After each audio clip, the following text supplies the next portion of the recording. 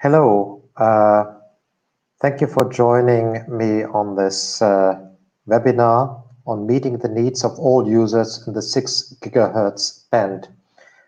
These slides, which I'm going to show, are actually an extract from a report where we examined how much spectrum would be required for 5G or IMT 2020, as it's referred to in the ITU language, in the 2025 to 2030 timeframe, and also specifically looking at the situation in Africa. So if you would like to receive a free copy of this report, then please do send me an email, stefan.seele@coleago.com. I'm going to talk through the spectrum that is required to realize the 5G vision. How can you model demand for area traffic density, i.e. how much bandwidth will be demanded in a particular area. On the other side, what is supply, i.e. the capacity, and then compare demand and supply for bandwidths in cities. And I'll then look at the demand outside cities and also address the question of should the 6 gigahertz spectrum be used for IMT, i.e. 5G mobile, or unlicensed, i.e. Wi-Fi. Where's the greatest benefit? I briefly touch on sharing with incumbents and summarize the findings. So, of course, mobile always needs more spectrum, and 5G is no exception to that. And so what I'm going to look at here, whether the 6 gigahertz mid-band spectrum 5925 to 7125 is a useful candidate for this purpose.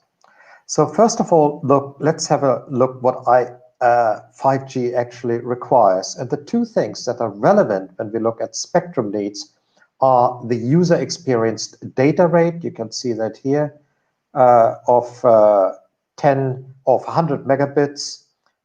So that's a tenfold improvement on what LTE Advanced is supposed to deliver. And if we look at area traffic capacity measured in megabits per square meter, that should be 10 megabits per square meter. That's what operators have to deliver if they want to deliver 5G. And that's a 100-fold increase compared to LTE Advanced. Now, let's look at 5G. What's different with 5G versus 4G, i.e. LTE versus 4G? And on that little slide, I think this summarizes it quite neatly. LTE was essentially traffic demand came from people with smartphones doing a bit of video.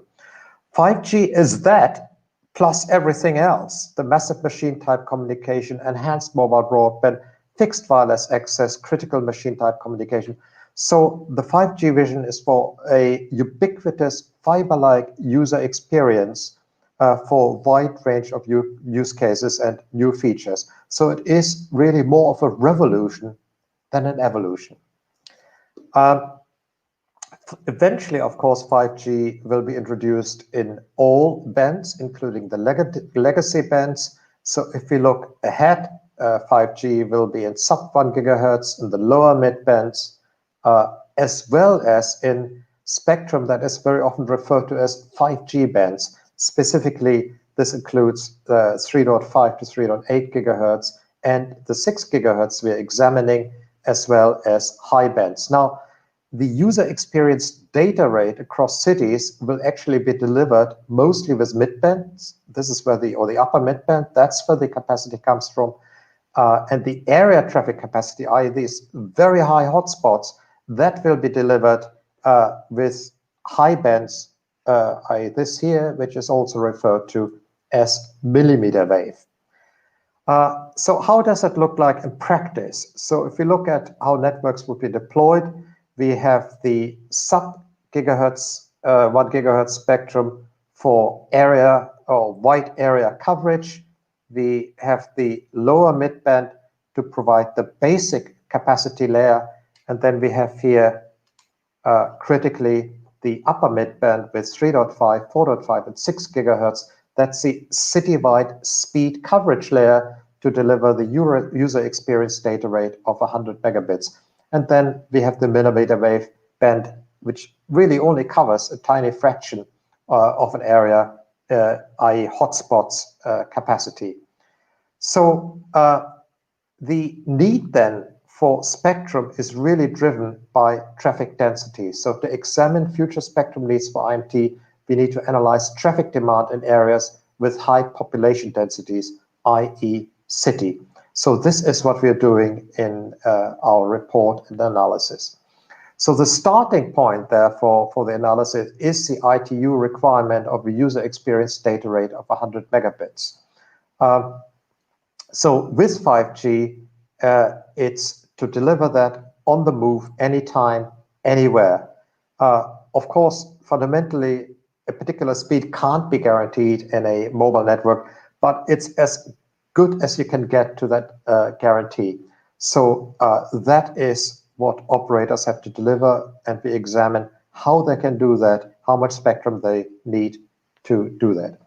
So in the next chapter here, I'm going to look at demand for area traffic capacity in cities. So we start with the ITU requirement of the user experience data rate. We look at the population density there are in cities. We look at how many people would be requiring that bit rate simultaneously. And of course, with 5G, it's not only people, it's cars, it's cameras, it's all sorts of other things. But some of the traffic will be offloaded to millimeter wave, indoors and possibly even outdoors. That gives us our traffic demand per square kilometers measured in gigabits per square kilometers. That's the demand side. Now, on the supply side, which is this down here, we have, of course, we have the sites that are deployed in a city. So we have the inter-site distance for macro and micro site. We have the sectorization, typically three sectors for macro sites. We have the amount of spectrum deployed on the site, and we have the spectral efficiency, which is, of course, higher when we use 5G in conjunction with massive MIMO. And that gives us the capacity supply per square kilometer.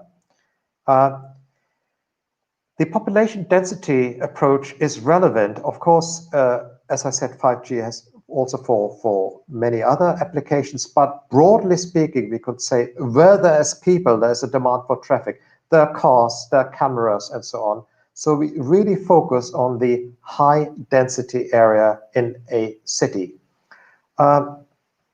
In Africa, we modeled Nigeria, and we modeled Lagos, to be precise, in Nigeria, and we looked at the bits of the urban area where there is a high population density above 17,500 people per square kilometer. As you can see here, this is an area of 192.7 square kilometers with an average population density in that area of 28,000. So, quite a lot, 5.5 million people living or present in that area. We also can do that for Tokyo. We did it for Tokyo. We did it for Sao Paulo. You can see it's a bit, each city is slightly different because it could be one area, or like here in Sao Paulo, there are different areas which together make up that need for high density. Paris, really, it's very concentrated within the Boulevard Périphérique. It's a very dense city, 25,000 people per square kilometers. We also looked at Russia, again, slightly different pictures. The next assumption we have to look at is, okay, not everybody is using or streaming video at the same time in the same cell.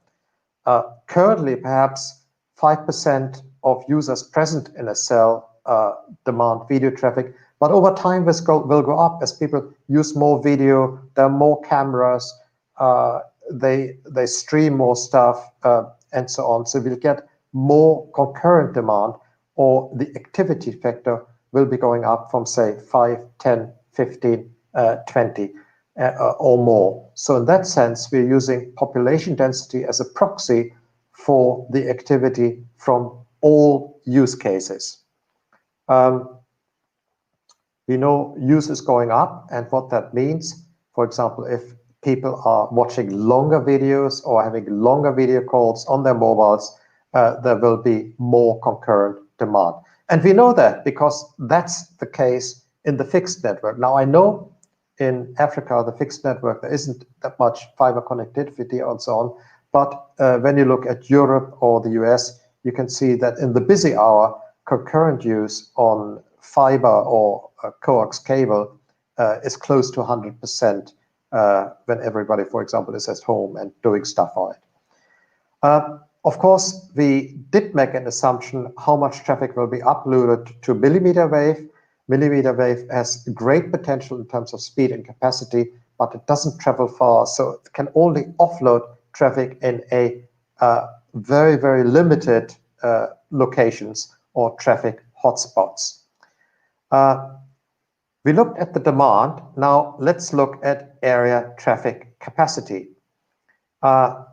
I said we make some assumption for the macro intersite distance, small cells that will be deployed, many more small cells we expect to be deployed in cities, the sectorization, the amount of spectrum, and the spectral efficiency. So that gives us the capacity supply per square kilometer, again measured in gigabits per square meter. And here the assumptions we made for a typical African cities, you can see the various bands here. That area, we have the average intersite distance, 400 meters for macros and smaller for micros. We have the number of sectors, we have the spectral efficiency, and we have the amount of spectrum deployed. Now, looking at 6 gigahertz, we examine 3 cases.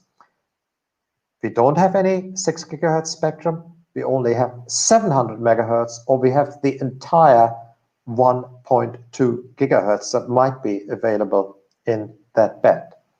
So let's now compare area traffic density and supply within the cities we have examined. So we modeled that for Lagos, Moscow, Paris, Sao Paulo, and Tokyo, and we looked at traffic demand per square kilometer versus capacity supply. This is briefly showing you the parameters for the cities, the population, the size of the urban area, the density in the urban area, and the size of the really dense area. And then this is what we are focusing on, the density of population in the dense area. So the spectrum cases we looked at for the 6 gigahertz spectrum is either we have got nothing or we've got 700 megahertz. Why 700 megahertz?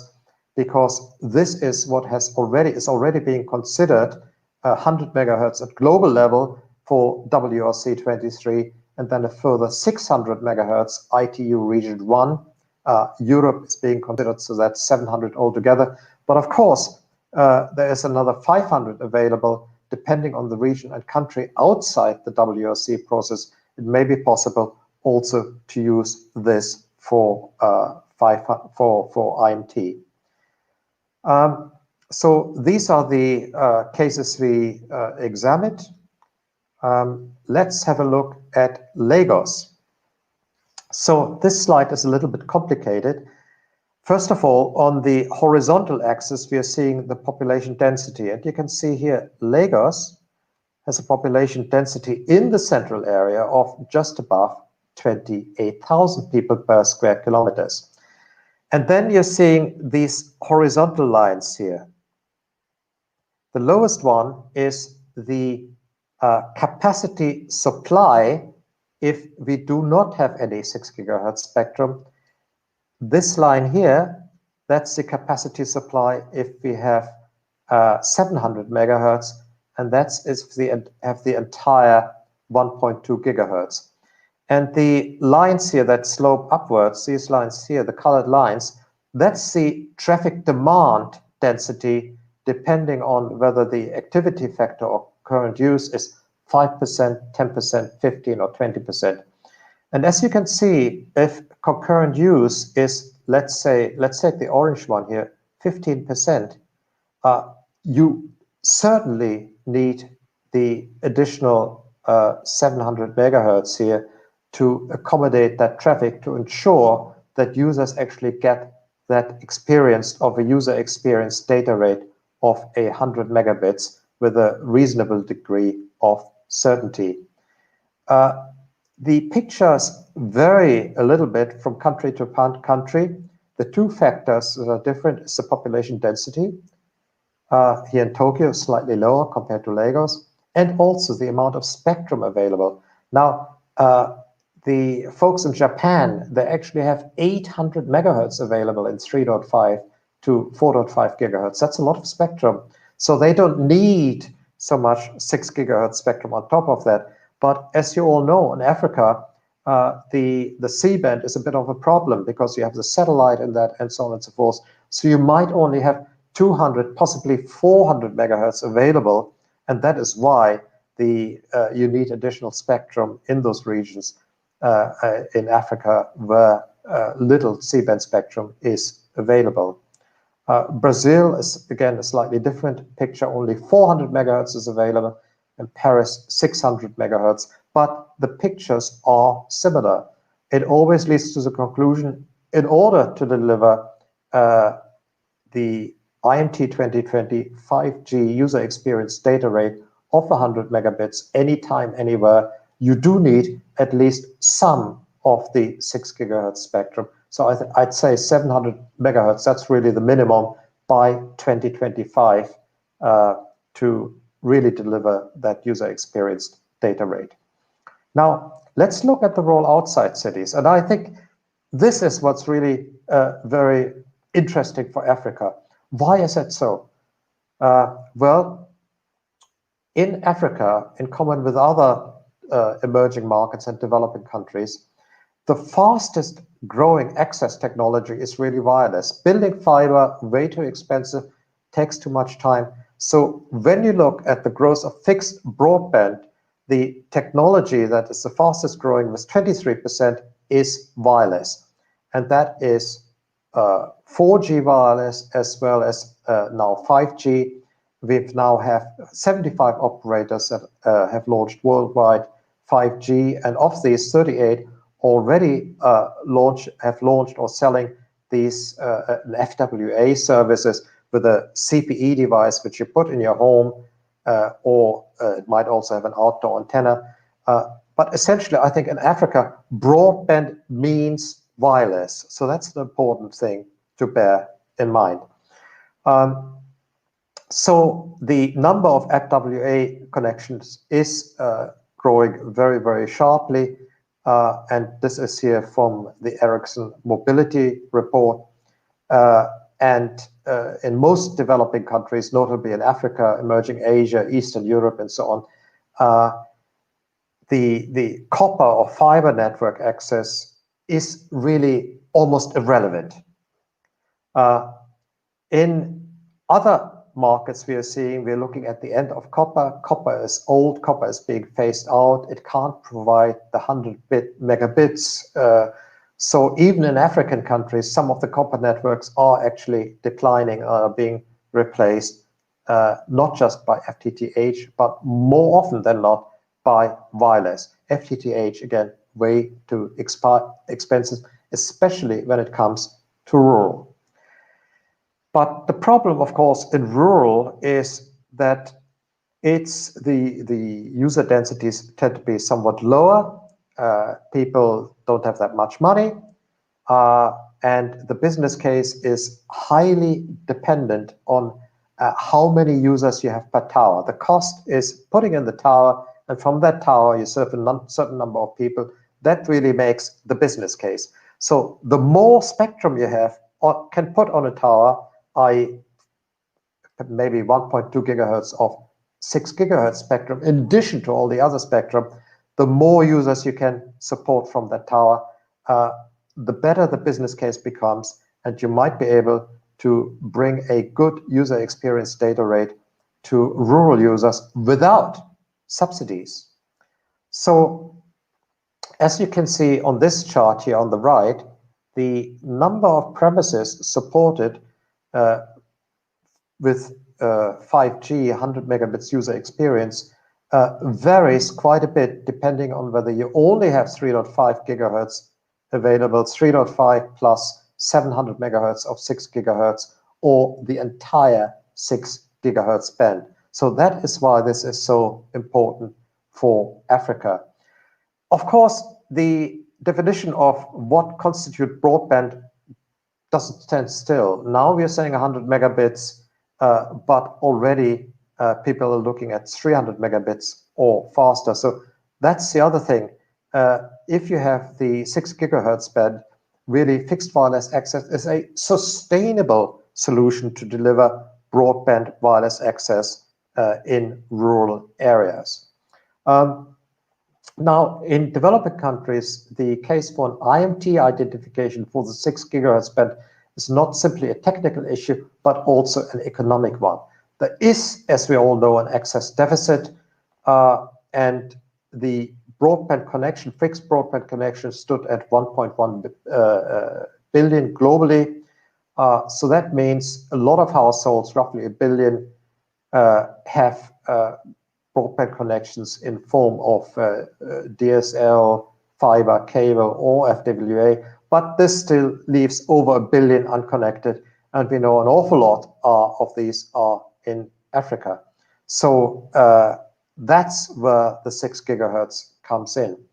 And so using 6 gigahertz in addition to other mid-bands for 5G fixed wireless access will make broadband more affordable in developing countries, and therefore it is very, very relevant in the context of delivering the sustainable development goals, which call for, by 2025, entry-level broadband services should be made affordable in developing countries at less than 2% of monthly gross national income per capita.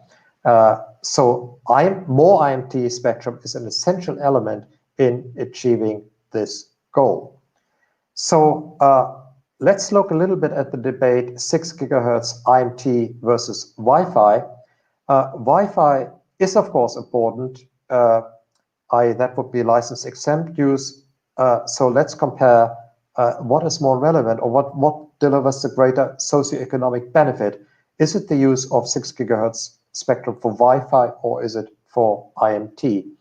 So the key thing about Wi-Fi, it only provides the last hop between devices and the broadband access network. So in other words, the usefulness of Wi-Fi depends on the availability of a broadband access network. Do I have fiber, or don't I have fiber? And of course, in Africa, very, very few premises are connected with fiber. So if you had lots of Wi-Fi, that really doesn't solve the connectivity bottleneck. So the access network in Africa is essentially provided by mobile operators using 4G and now 5G. The notion of using 6 gigahertz Wi-Fi to distribute traffic around building is pointless, because the connectivity bottleneck is the connection to the network. So the 6 gigahertz spectrum should be used to overcome that bottleneck. I should have an IMT identification, because that will produce the greater socioeconomic benefit for the people of Africa. And from a technical perspective, you can see that 5G download speeds are now faster than Wi-Fi. And that's even in developed countries. And that is simply because where people are connected with DSL, not fiber, the DSL connection is actually slower than the 5G connection. So even in Europe, we are seeing people turning off their fixed network and moving to 5G. So sometimes people talk about a Wi-Fi offload. In other words, traffic is people use the devices over Wi-Fi rather than mobile. But in fact, the reality is what we are seeing is Wi-Fi onload. The fastest growing trend is people buying routers, Wi-Fi routers, 4G or 5G routers, which connect to the network. They put this into their home, and then various devices in the home, like, for example, laptops, access the internet via this 4G or 5G router, and that is Wi-Fi onload. And that is the fastest growing segment of connectivity in emerging markets. and also in some cases in developed markets, for example, where people moving a lot, they don't really want to tie themselves to a fixed connection. So the key takeaway then for most of the world countries, especially African countries and most of the world's population, and IMT identification of the 6 GHz band will deliver a better socioeconomic benefit compared to the use of the 6 GHz for Wi-Fi. For enterprise, of course, the advantages for using the spectrum for IMT is that 5G has a whole host of characteristics which are simply not there with Wi-Fi use. Reliability, capacity, latency, and mobility, all of these can be delivered with 5G and can't with Wi-Fi.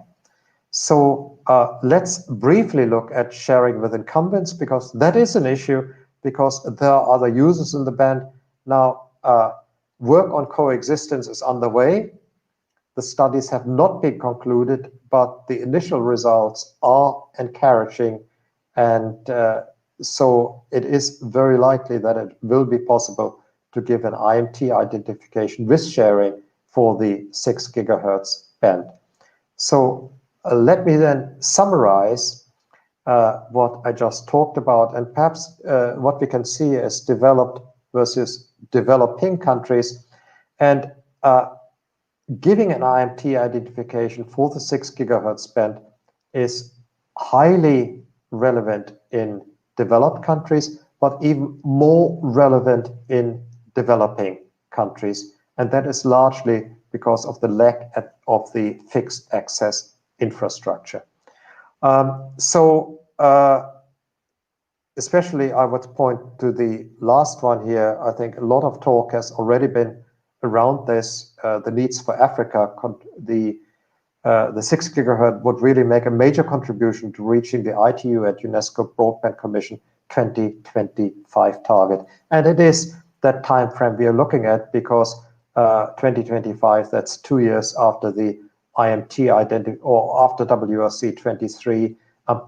By then, it is likely, if we have that IMT identification, there would be a good ecosystem for 6 GHz 5G. So as I said, if you like to receive a copy of the report, please do send me an email and I'll send the report to you. I can see I have quite a number of questions coming across. Okay.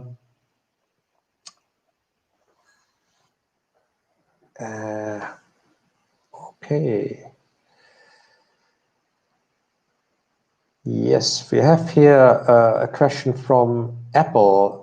So the 70% of 5G data that Cisco VNI suggests will be offloaded to Wi-Fi will not happen. Well, this is precisely the point. I mean, if there are no fixed connections, as is the case in Africa, then there's nothing to connect to. So what is the point? The access network is really the 5G network. In this context, if we compare the United States, where the entire band has been made available for unlicensed use, it's a different matter, because there's a very high density of fiber or other fixed technologies. And so it does make some sense to have to use the 6 GHz for Wi-Fi, but certainly not an emerging market. I'd even say in the US, they'll rue the day in 5 to 10 years time. They'll see that they would have been better off making more mid-band spectrum available for IMT. Now, what else do we have? Do we have another comment here? Yeah, we have another question also from Graham McDonald from Apple. There have been no 6 GHz studies. Ask GSMA on this point. You're absolutely right, but watch the space. This will, it's about to happen indeed. There was a seminar when was it? Just a few days ago on this point, and a lot of people joined in. I think we had 800. There was a light reading. 800 people joined in, and that was co-hosted by the GSMA vendors, regulators, and so on, which addressed precisely this point. So the GSMA is already on the case. Any other questions? Don't be shy. If not, you can always send me an email, and I will be able to answer your question. But the report, I think, is quite detailed and hopefully will answer all your questions. I'll just stay on a couple of more minutes.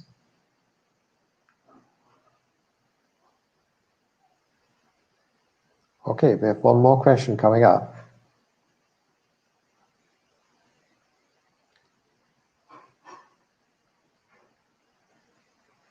Bear with me.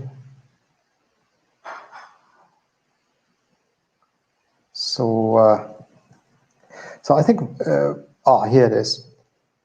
The question is, as a matter of compromise, can the 6 gigahertz band divided between Wi-Fi and IMT? If yes, what is your suggestion as to the ratio? That comes from Rodine Renner from Pura.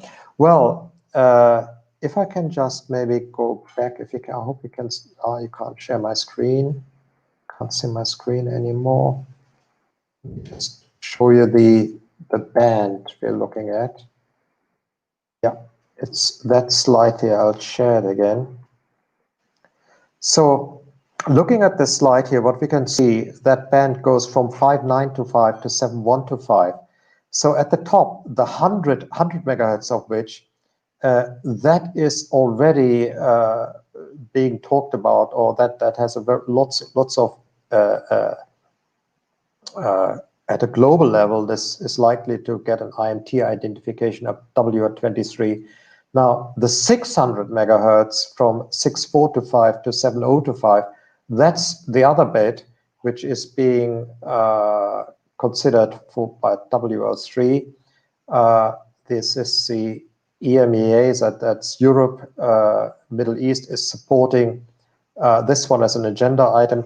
And of course, this is really where the African countries could come in to support this agenda item to get an IMT identification. I know many African countries support this and will come in, also Asian countries, because you might say, why an IMT identification? Because you could already do mobile internet if you wanted to, but really, if there is an IMT identification, that means a lot for the ecosystem. Ecosystem means volume, means lower priced equipment. And as we know, affordability is really the key issue in emerging markets. So that is why I'd say, okay, at least the 700, possibly in Africa, also the 500, because as I said, having that 500 for Wi-Fi is a bit useless because there is no fixed network or no fiber, no coax cable, no DSL to connect the Wi-Fi to. So for Africa, there's a very strong case to use the entire band for 5G or IMT. And I think this also answered your second question, Rudine, how much spectrum is available. It's not it's a 6 gigahertz band, by the way. Any other questions? Okay, if not, I'll let you go to your lunch or coffee or whatever it is. And thank you very much for joining this little showcase. And please do send me your email to receive the report. Many thanks. And I'll now sign off.